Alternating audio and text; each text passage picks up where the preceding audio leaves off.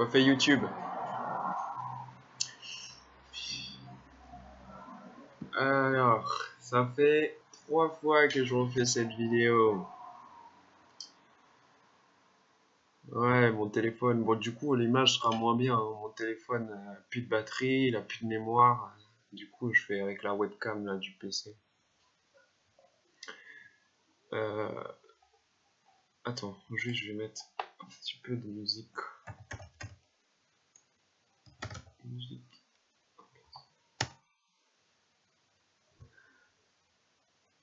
Ouais, vous l'entendrez pas, j'ai mis le casque. C'est juste pour moi. Attends.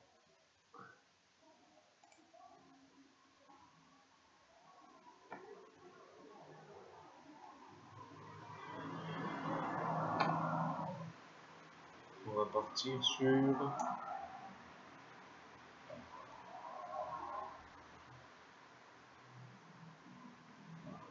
ça.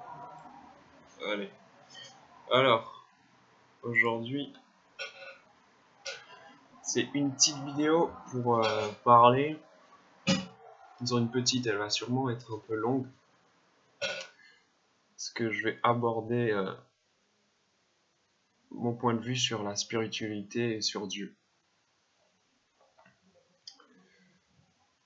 C'est bizarre de refaire des vidéos. Je sais pas comment les mecs ils font ça.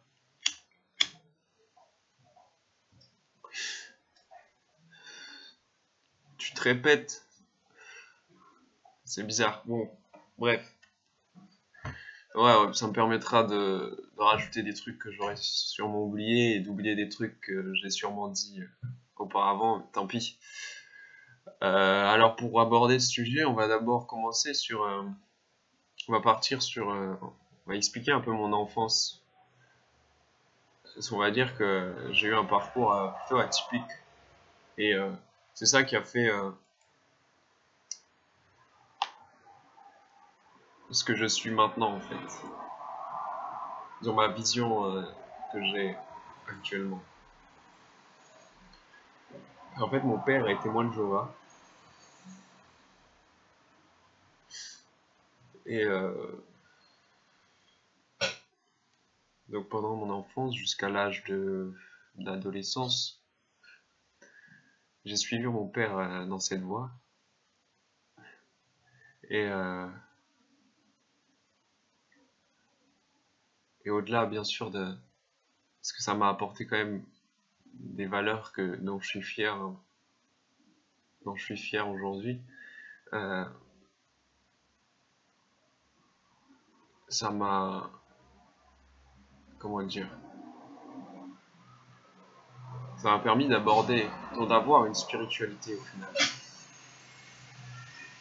Alors, aujourd'hui, avec le recul, je vois que je devais passer par les moments que j'ai vécu pour en arriver jusque-là. Parce qu'en fait, j'ai suivi mon père. Et, en fait, je croyais en Dieu parce que mon père croyait en Dieu, tout simplement. Ouais. Et j'ai eu beaucoup de... Je me suis beaucoup questionné à cette époque. Et en fait, j'étais... Je sais pas si j'étais conscient, mais en tout cas, j'avais... Ce qui était sûr, c'est que j'avais conscience que j'étais hypocrite. Parce que quand il me lisait ces passages, les passages des Écritures, de la Bible, quand j'allais aux réunions, je sentais que j'étais pas aussi imprégné de ce que je lisais, que j'étais pas imprégné par ce qu'on me disait, par ce que je lisais. Pas, je voyais que mon père, il avait la foi, qu'il avait presque une croyance aveugle. Bon, je pense pas que ce soit la bonne manière de voir les choses, mais je voyais que j'étais hypocrite. En tout cas, je l'ai ressenti. Je sais pas si je le savais, mais je l'ai ressenti, qu'il y avait quelque chose qui clochait. Et d'ailleurs, on parlera des témoins de Jéhovah, parce que vu que j'étais pas un témoin de Jéhovah, bon, ouais, voilà. J'en parlerai dans une vidéo pour expliquer un peu toute cette communauté, les bons et les mauvais côtés, voilà. Bref. Et à l'adolescence, je me suis rebellé, en fait. Et ça a été très dur, en fait. Parce que j'ai dû casser des codes. En fait, comme la société actuelle, tu dois casser des codes. Et c'est très dur parce que tu les as intériorisés pendant plus de 6 ans. On m'a inculqué des choses que j'ai dû remettre en question. Et en plus, j'étais encore un enfant, quoi. Et, euh, et le plus dur dans tout ça, c'était de décevoir mon père. Parce que j'ai une très bonne relation avec mon padre. Ouais. Et c'est dur de décevoir quelqu'un que t'aimes. C'est très dur. Mais je l'ai fait parce que je sentais que je devais le faire. Non, j'en ai conscience aujourd'hui. À l'époque, ça s'est passé inconsciemment. Alors pour ça, pour casser tous ces codes, tous ces préconstruits, euh, j'ai fait tout ce qui m'était interdit de faire. Parce que dans toutes les religions, il y a des interdits. Et voilà, pour essayer de m'exclure de tout ça, et je les ai franchis, ces interdits. Alors, bon, j'ai fait des choses qui sont pas, dont je suis pas fier aujourd'hui. Fumer de la beuh, fumer des clopes, des fréquentations. J'avais pas des mauvaises fréquentations. C'est quand même eux qui m'ont influencé. Et, euh, et aussi les femmes, les femmes, le sexe surtout.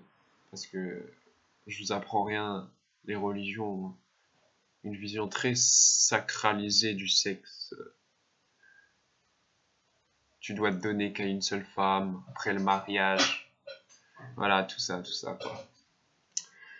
Et donc, j'ai franchi tous ces interdits, en fait, dans l'optique de devenir athée. Je voulais plus croire en Dieu. Je me disais, c'est de la merde, tu peux rien faire. Qu'est-ce que ça t'apporte? Rien. T'es pas comme les autres, en plus. Et ça c'est un truc dur aussi, t'es pas comme les autres.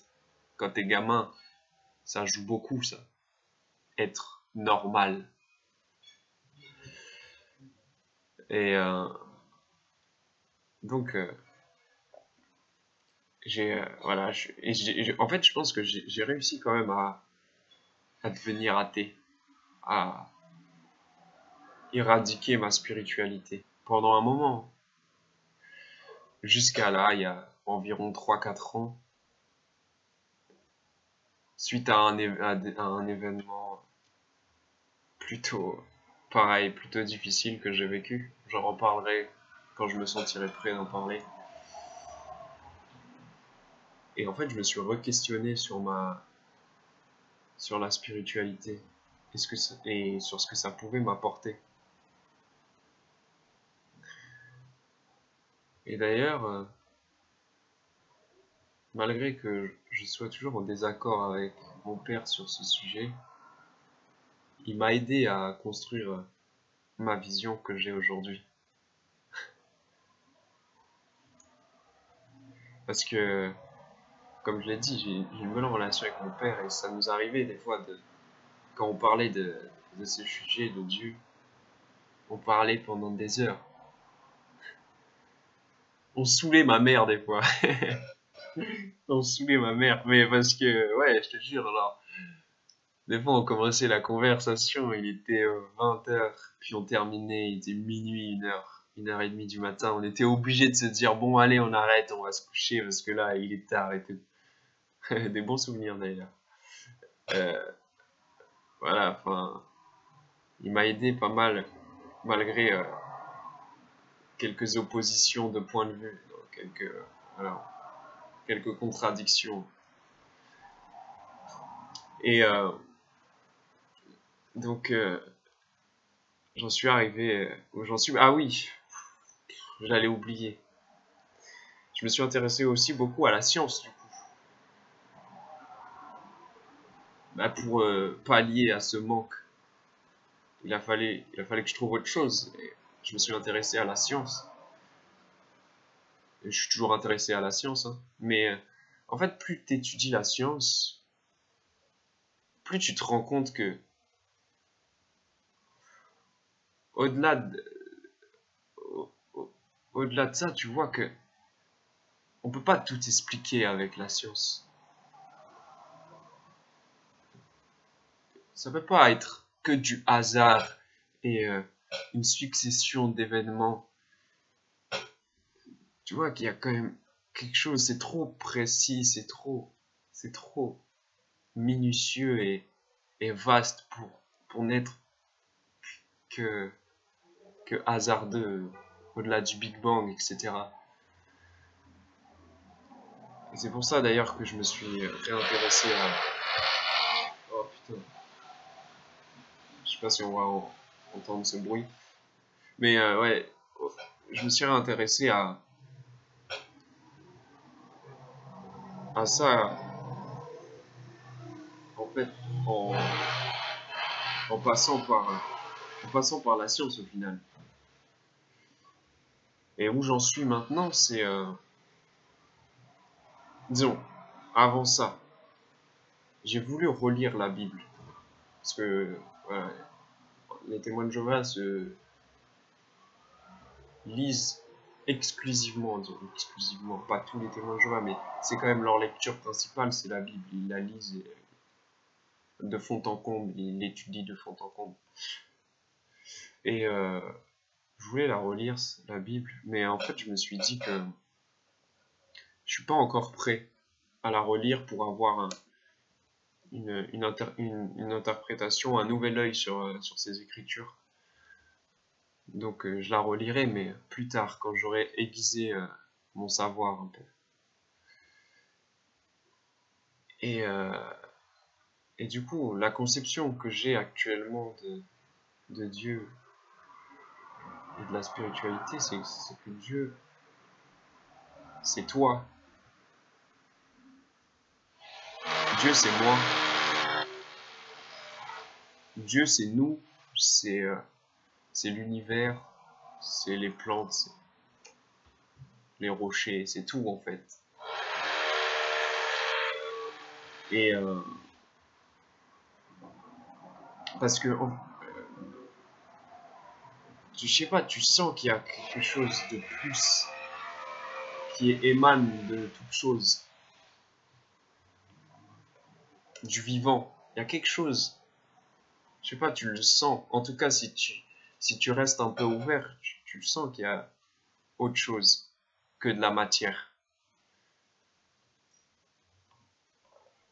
Et, euh, et d'ailleurs, ça me saoule parce que la vidéo d'avant, j'avais l'impression qu'elle était beaucoup mieux. Mes idées étaient mieux agencées. Bon, tant pis, c'est pas grave. Mais du coup, là, je suis à la recherche de la vérité, même si je sais qu'on ne peut pas l'atteindre.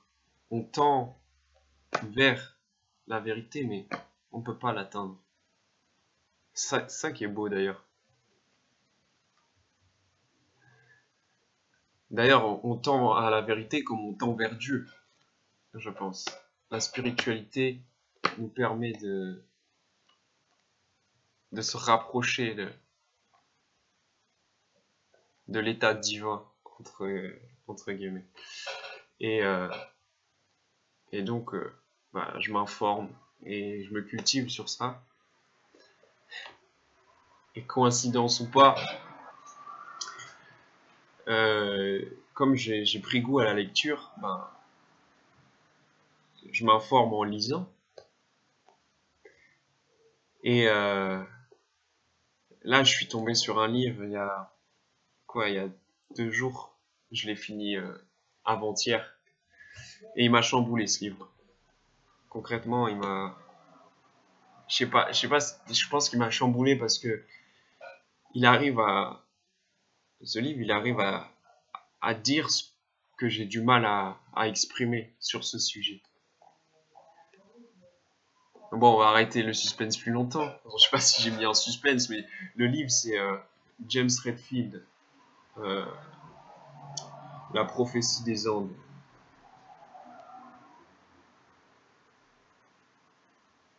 Et ce qui est marrant avec ce livre, c'est que je l'ai pas trouvé sur internet ou quoi. C'est, je suis parti m'acheter mon étendoir et je suis passé devant un Easy Cash. Je crois qu'il s'appelle comme ça le magasin. Et c'est un magasin qui vend des objets en occasion. Et il vendait des livres. Alors bon, pendant 20-30 minutes, j'ai cherché un livre qui pouvait m'intéresser. Alors c'est dur, hein. C'est dur juste avec des titres de te dire tiens celui-là il peut m'intéresser et tout. Et puis voilà, je suis tombé sur ce livre, La prophétie des Andes. Je voyais l'image, c'est surtout l'image qui m'a un peu inspiré. Et je me suis dit vas-y, un petit livre d'aventure, ça peut être cool. Et quand j'ai lu les premiers chapitres, j'ai dit what? D'ailleurs j'ai vu juste après, c'est écrit et si les coïncidences révélaient le sens de la vie. Bon, sûrement à prendre avec des pincettes, mais ouais, il m'a chamboulé le livre, je te jure. Je ne peux que le conseiller, hein. Je lis depuis 1 mois et je conseille des livres, quoi, déjà. Le mec. Mais je peux pas vous dire, je peux que vous dire de le lire, en fait. Mais je vais faire un court résumé, hein. Pas dans l'optique de te donner envie de le lire, juste parce que, pour embrayer sur quelque chose, c'est que, en fait, c'est un mec qui a une vie plutôt banale, comme tout le monde, la vie lambda, tu vois, et qui, euh, qui entend parler d'un manuscrit qu'on aurait découvert et qui révélerait un peu le sens de la vie et au-delà, comment l'homme pourrait évoluer et comment il pourrait, euh, comment dire, avoir une autre vision de la vie. Et c'est surtout l'évolution de l'homme qui est beaucoup dans l'évolution même de la société. Ça va plus loin de l'homme que l'homme, ça englobe la société carrément. Et en fait, le manuscrit, il contient 9 révélations. Et dans chaque révélation, en fait, tu obtiens un peu une manière de faire pour accéder à une évolution qui permet de t'élever, en fait. Et il y a un passage qui... Bon, tous les passages m'ont parlé, hein, mais il y en a un surtout, c'était, je crois, la quatrième ou la troisième ou la quatrième révélation, qui parle de la relation à la nature. Et surtout le lien qu'il y a entre nous et l'univers. Comment te relier à l'univers et comment dire et t'imprégner de l'énergie universelle. Et ça correspond quasi parfaitement à ma conception, c'est que Dieu est partout, etc. Franchement, lisez-le. Je pourrais pas, j'arriverai pas, je suis pas encore assez bon pour réussir à faire une synthèse euh, du livre, mais ouais, lisez-le. ça éclaircit les idées et ça met des mots sur des choses qui sont assez dures à conceptualiser. Bref, donc j'en suis à peu près là actuellement. Je sais que ma vision va évoluer et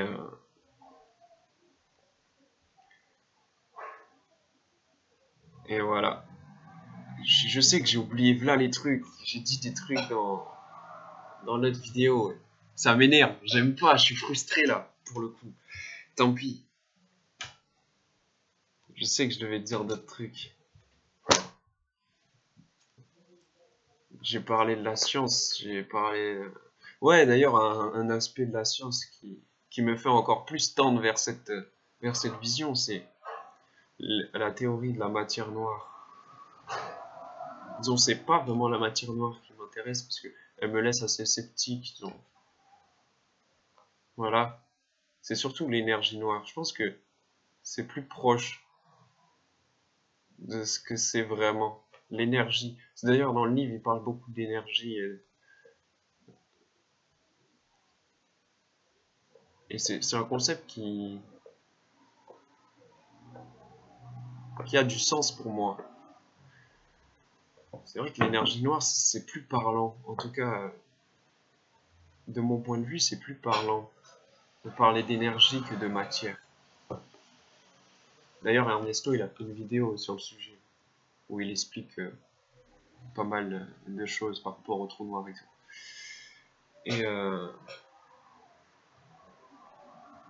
Et donc, voilà. Alors, je sais que mes idées sont encore confuses et que j'ai du mal à les exprimer. Je ferai sûrement une autre vidéo où je serai plus clair, etc. Ou peut-être pas d'ailleurs. Mais voilà. Je crois que j'ai à peu près tout dit, ou en tout cas, j'ai essayé de tout dire.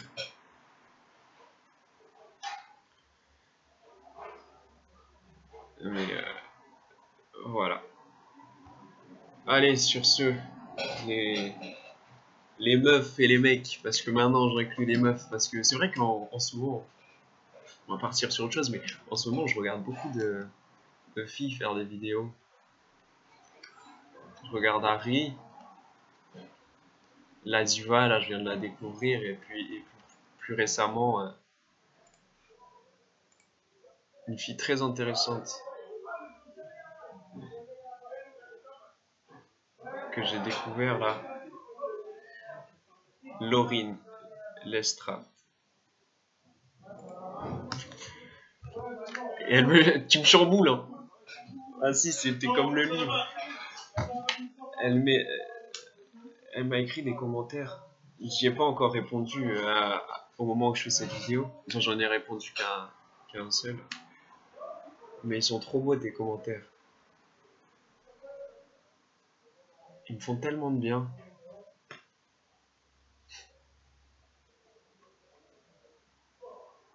Des fois j'arrive, je le lis, je sais pas quoi répondre. J'ai l'impression que ma réponse va juste gâcher le commentaire. Mais je me sens quand même obligé de répondre. Je peux pas laisser ça en suspens comme ça. Enfin bref. Voilà. Alors, ça, voilà. Tout ce qu'il faut retenir dans cette vidéo, c'est que pour moi, Dieu, il est partout. Ah oui, et pour être plus proche pour s'approcher d'une vérité, je pense qu'il faut mixer plusieurs visions. Il faut mixer aussi la science et la religion. Il faut tout mixer, en fait. Tu peux pas te cantonner à un seul truc. D'ailleurs, je comprends pas les zététiciens. Je comprends pas. D'ailleurs, c'est un truc bizarre. Je sais même plus si je viens de le dire, mais je crois que c'est par rapport à la vidéo de tout à l'heure que j'avais enregistré. C'est vrai que les zététiciens, ça je connaissais même pas ce terme. C'est les mecs qui croient en la science. Leur croyance, c'est la science. Si je dis pas de conneries. Et en fait, ils démontent tous les mecs qui ont un tant soit peu l'envie de dire qu'il y a autre chose que la science. qu'il y a quelque chose de mystique, en fait. Et je comprends pas. Déjà, c'est débile. Ils sont. Ouais, je les juge. Vous êtes cons, les mecs. Les zététiciens. Comment tu peux croire à la science? La science, c'est la culture du doute. C'est. Ouais, c'est pas. On ne dit pas des vérités dans la science. On ne fait que qu'émettre des hypothèses qui ne sont pas fausses, en fait. Elles sont. C'est juste pour dire que quelque chose n'est pas faux. On dit pas que c'est vrai, on dit que ce n'est pas faux. C'est tout. Alors, croire en la science, c'est paradoxal en fait. Tu peux pas croire en quelque chose. Tu peux pas croire en la science. Enfin bref. D'ailleurs, ouais, ça revient, ça revient. Euh, dans le livre là, à un certain moment, en fait, pour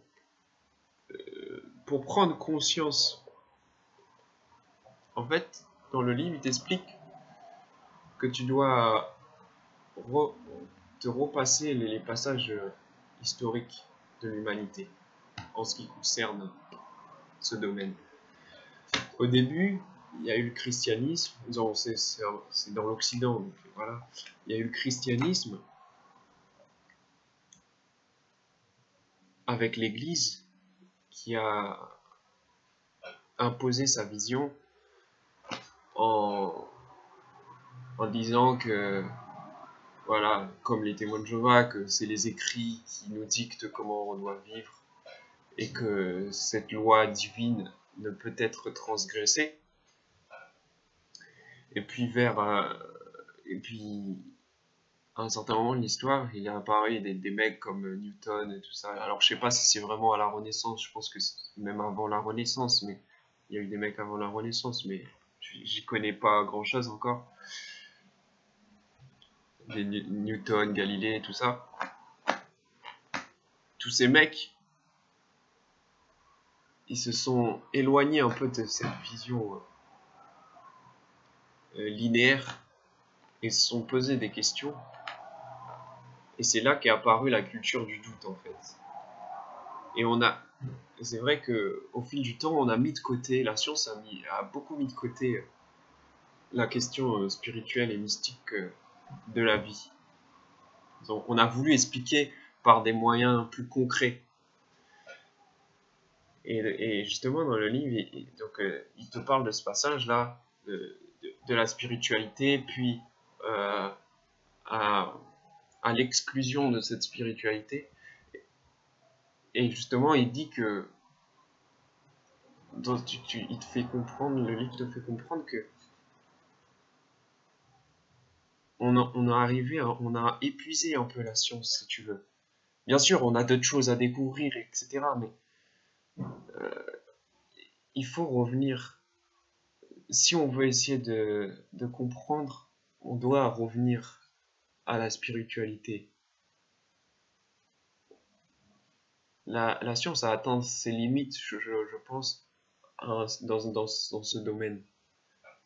Il faut mixer la science et la religion. Je pense que c'est l'approche la plus sensée qu'on puisse faire. Voilà. Donc là, je pense que j'ai bien tout dit. Je vais sûrement regarder la vidéo et dire putain, ouais, tant pis. Voilà, donc le seul truc à retenir, c'est rester ouvert d'esprit. Restez ouvert et lisez des livres. Non, sérieux, lisez les mecs. Franchement. Regarde, moi, j'ai lu il y a quoi voilà, j'ai dit il y a un mois, j'ai commencé à lire. C'est vrai qu'au début, c'est difficile de lire au début. C'est vraiment dur. Parce que t'as toujours t'as toujours eu tout près, tout était pré-mâché. Hélas, tu dois conceptualiser, te représenter des choses et t'as pas l'habitude si t'as jamais lu. Mais franchement, quand le livre t'intéresse,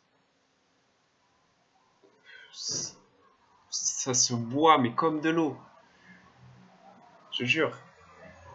Moi, je l'ai torché en un jour. Je sais pas pour me vanter ou quoi, de dire ouais, j'ai lu un livre en un jour, waouh, t'es trop fort.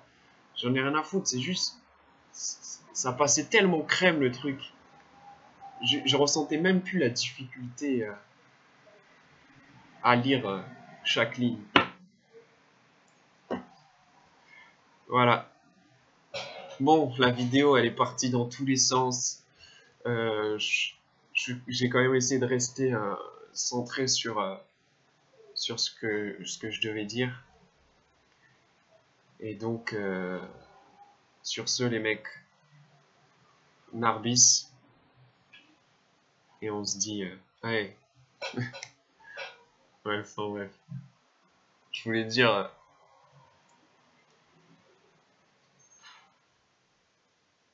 merci. Merci l'underground. Voilà.